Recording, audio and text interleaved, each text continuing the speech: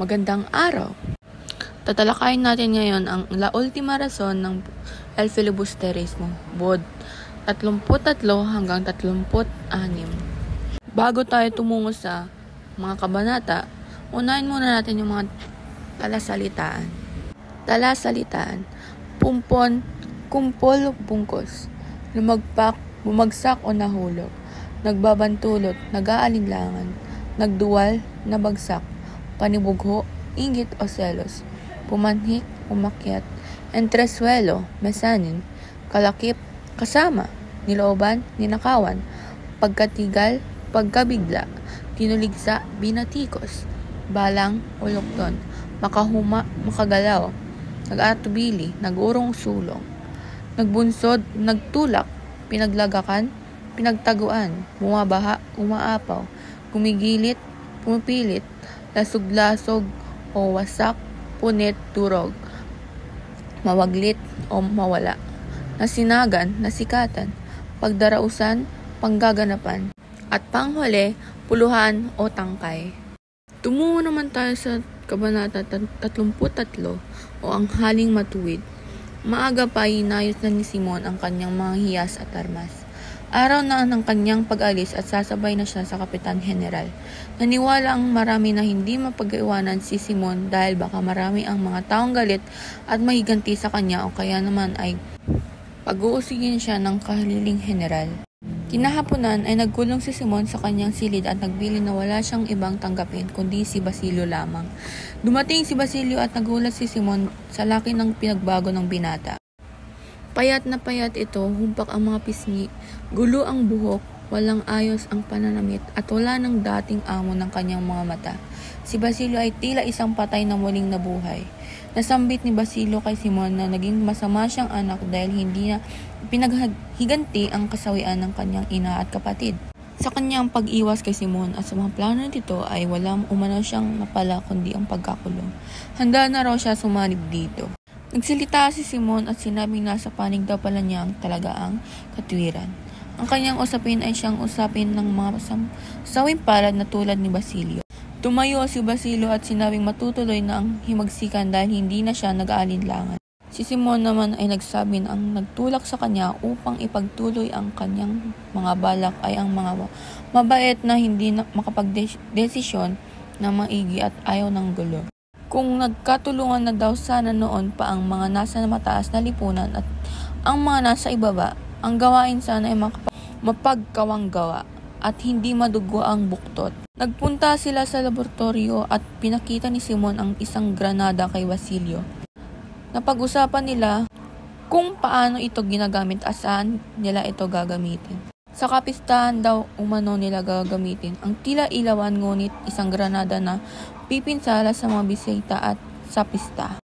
Ang plano ay magtagpo sina Cabezang Talis at Simon na syudad upang agawin ang mga armas na itinago ni Simon sa tindahan ng Quiroga. Si Basilio naman namumuno sa mga arabal at pag-aagaw ng mga tulay. Magkukuto siya roon upang sumaklolo sina Simon. Papatayin niya ang lahat ng laban sa paghimagsik at lahat ng lalaking tatangging sumama at humawak ng sandata. Sinabihan ni Simon si Basilio na ika-10 ng gabi ay magkikita sila sa tapat ng simbahan ng San Sebastian para sa mga huling tagubilin. At sa nasunod na kabanata ay ang kasal ni Paulita. 8 na ng gabi. Nasa daan pa din si Basilio nang maisip na makituloy sa kaibigang si Isagani. Ngunit hindi pala umuwi ang kaibigan sa buong araw na iyon.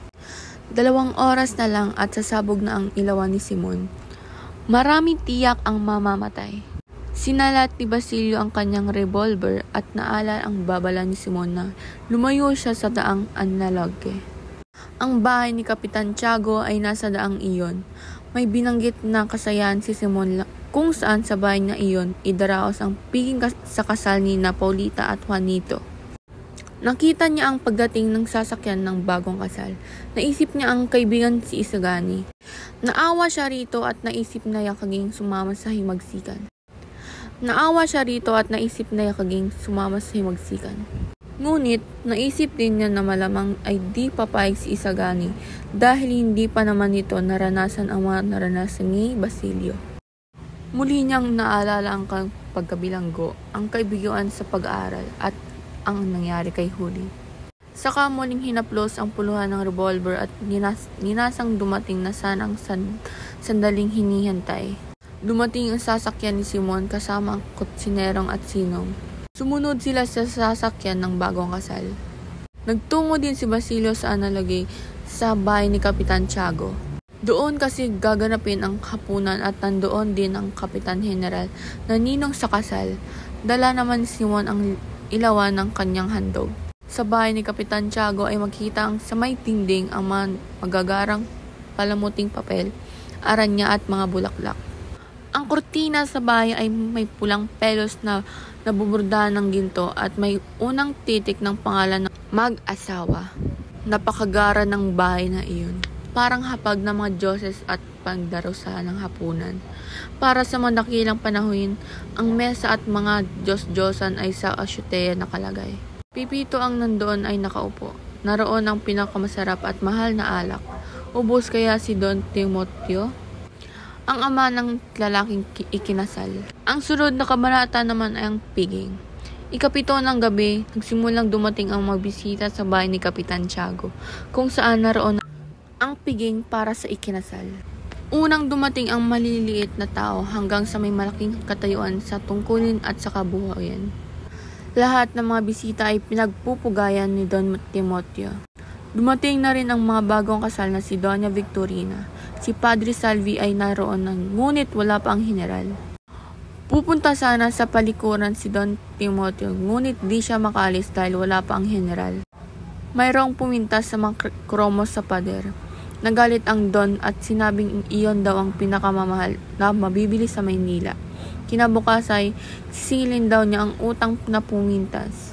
Dumating na rin ang general na wala ang madinaramdam ni Don Timoteo.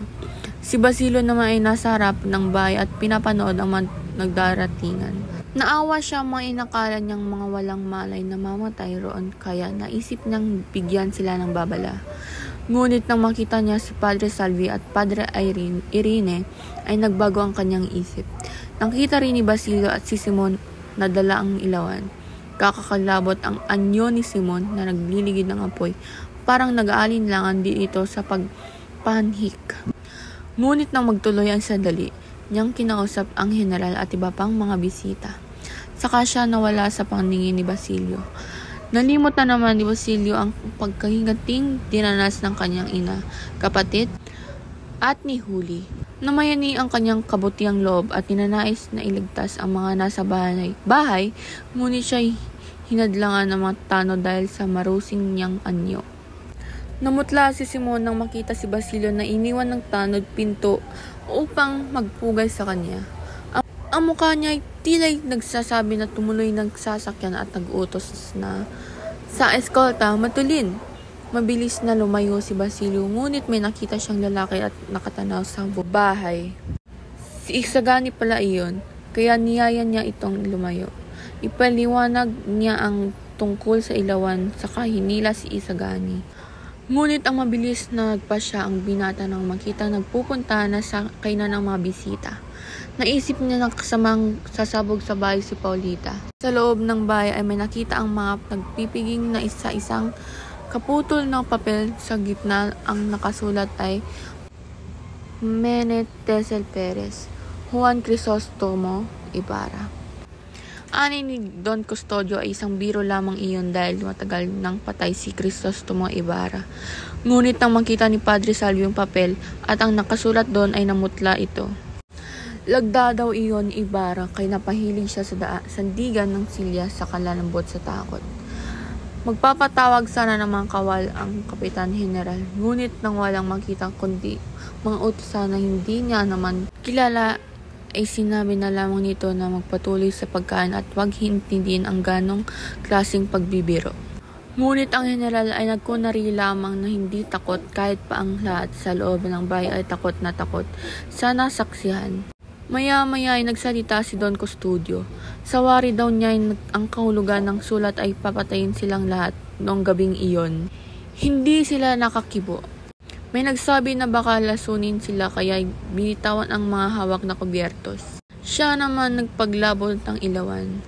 Anang Kapitan General kay Padre Irene ay itaas nito ang mitsa ng ilawan. Bigla namang may mabilis na pumasok. Kinabig ang utosang humadlang dito. Saka ikinuha ng ilawan, itirkmo si Azotea at itinapon sa ilog. May nagsabing magnanakaw daw yun at may nanghingi pa ng revolver. Ang anino naman na kumuha sa ilawan ay tumalon rin sa ilog. At sa panghuling kabanata na itatalakay natin ngayon, ito ay ang naglalaman ng mga pagkapighatian ni Benzaib. Matapos malaman ng pangyayaring ay patakbo nagtungo si Benzaib sa kanyang bahay. Mula sa bahay ni Kapitan Tiago ay umuwi si Benzaib sa kanila. Hindi siya natulog ng gabing iyon. Nagtiis siyang iwan ang hapunan at sayawan. Sa kanyang pagsusulat ay tila gumawa si Benzaib ng panibagong istorya. Ayon sa kanyang pagkakasalaysay, General ay naging bayani. Ang pagsuot ni Padre Irene sa ilalim ng mesa ay naging hudyok ng katapangan dahil ginawa niya ito patatangkang paghuli sa nakasala. Kay Don Custodio naman ay inalan ang katalinuhan at paglalakbay. Samantalang ang pagkahimatay ni Padre Salvi ay gawa umano ng malaking dalamhati ng mabait na Pransiskano. Ngunit matapos niyang isulat ang lahat ng iyon, ay binalik sa kanya ng patnugon ng pahayagan ang kanyang sinulat. Ipinagbawal pala ng Kapitan General ang pagbangkit sa nangyaring ng gabing iyon. May balita naman mula sa Pasig na nilusob daw ng maraming tulisan ang bahay pahinguan ng mga praile at nakatangay ng mga 2,000 piso. Malubha umano ang praile at 2 utosan nito. Muli na namang umandar ang imahinasyon ni Benzaib. Gagawin niya daw niyang bayani ang isang kura na sa pagtatanggol ay nagkakasira-sira ang isang silyang ginamit laban sa mga tulisan. Agad siyang nagtungon sa Pasig at doon ay nagtagpuan niyang sugatan si Padre Camora. May isang maliit na sugat sa kamay at may pasa sa ulo ang pare. 3 di umano ang magnanakaw na may dalang gulok at 50 piso ang magnanakaw. Ayon kay Benzaib ay hindi tama ang salaysay ni Padre Camora. Kailangan daw gawing marami ang mga tulisan. Samantala, may nadakip sa mga tulisan. Pinaamin ito at sinabing sila raw ay inanyayang sumama sa pangkat ni na matanglawin upang sumalakay sa kumbento at mga bahay ng mayayaman. Isang Kastila na mataas, kayumanggi, puti ang buhok at ang pagpasabi sa kumikilos sa utos ng Kapitan General ng kaibigan niyang matalik ang di umano'y mangunguna sa kanila. Katulong pa raw nila ang mga artilyero kaya wala raw dapat ikatakot. Ang hudyat pa nga daw ay isang malakas na putok, ngunit dahil walang putok na narinig, ay inakala nilang nalinlang sila ng kanilang tagapanguna. Ang ilan daw sa kanila, mga kasama ay nagsibalikan na sa bundok. Binalak nilang maghiganti sa umano'y kasilang makawala beses na umanong lumuko sa kanila. Kaya naman ang 3 tulisan ay nagpasyang manloob. Ayaw paniwalaan ng tulisan sa kanyang paglarawan kina si Simon ang kanilang pinuno. Si Simon naman ay hindi matagpuan sa kaniyang bahay. Marami silang nakitang bala at pulbura doon. At doon nagtatapos ang kabanatang 36. Maraming salamat sa pagkikinig. Goodbye!